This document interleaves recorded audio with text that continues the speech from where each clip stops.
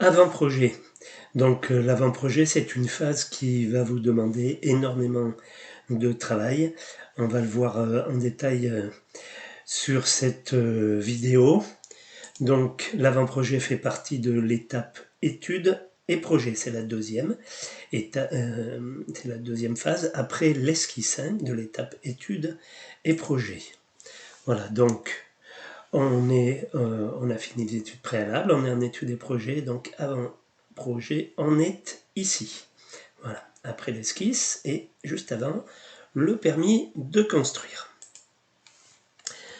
Donc à partir de l'esquisse, donc les choix fondamentaux, tant architecturaux que techniques, doivent être définitivement arrêtés dans la phase d'avant-projet, au cours de laquelle est fixé le choix du parti à prendre et de son insertion dans le site.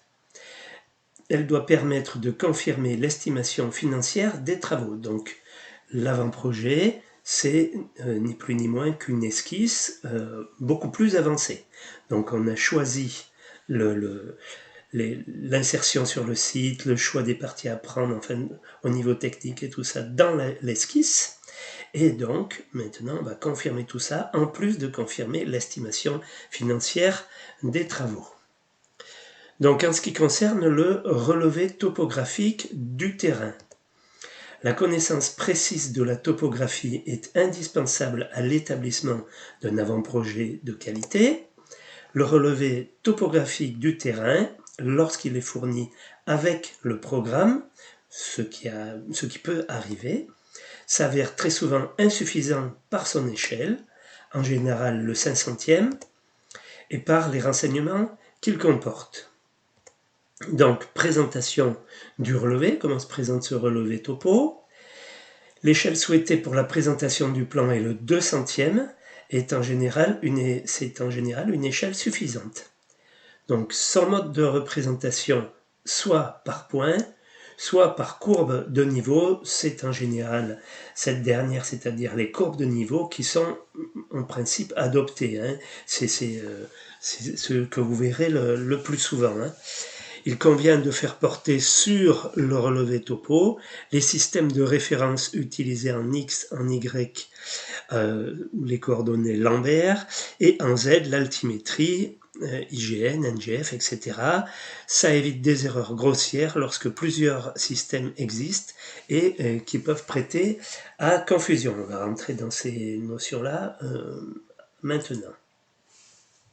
Donc le contenu du relevé, donc il doit y avoir un relevé altimétrique.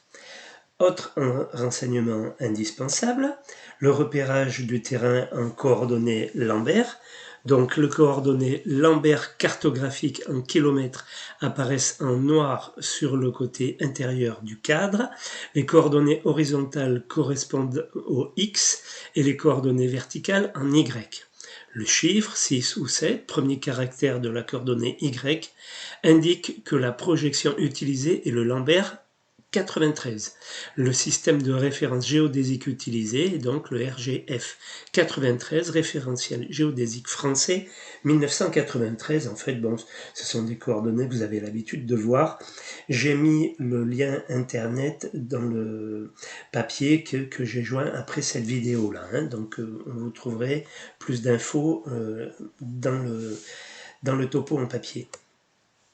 Délimitation exacte de la propriété, construction à démolir sur le terrain, masse des bâtiments voisins ou mitoyens, passage de lignes électriques aériennes, relever des plantations existantes avec leurs coordonnées de manière à pouvoir éventuellement les conserver dans le cadre du futur plan de masse, relever des eaux superficielles, niveau des radiers de regard d'assainissement, tout accident de terrain significatif. Tout ça doit figurer sur le relevé au niveau des détails.